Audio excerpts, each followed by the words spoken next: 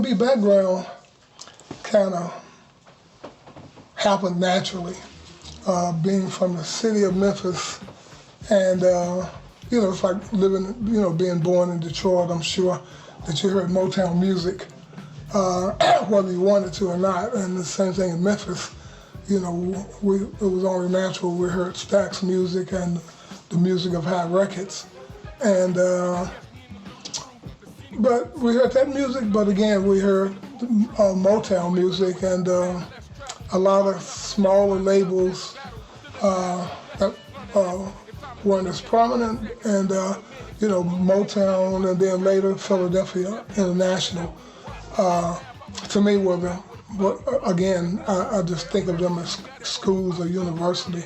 Stax, Motown, and Philadelphia International, and I can throw in Chess Records there, out of Chicago. But for me,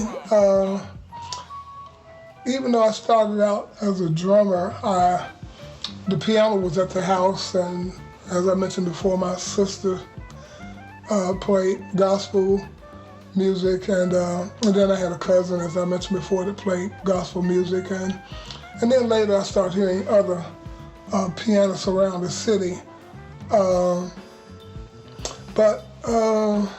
And so some of the first music I picked out, could pick out at the piano, was the music of Booker T and MGs.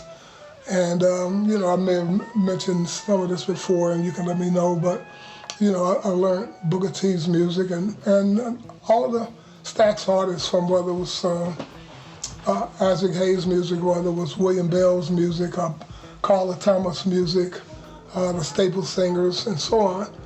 And then, I think I might have been in the 12th grade, definitely maybe my first year in college, and that I first got to go on the road with some of these artists. And some of the names will mean more to you if you're from Memphis. And but I told you I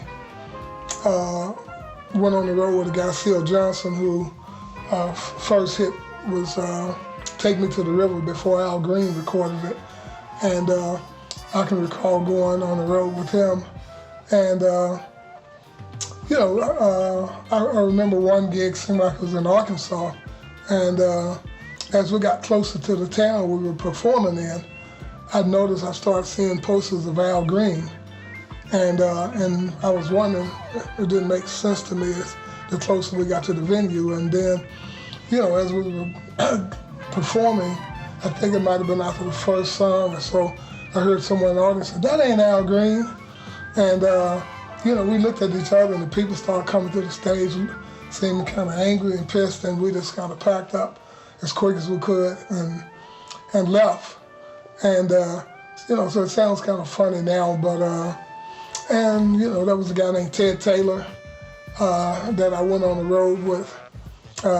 You have to forgive me, but right now that seems so long ago that I can't recall some of his hits. Went on the road with a singer, Eddie Floyd, whose probably biggest hit was Knock on Wood. I think Steve Cropper may have co-written that song with him.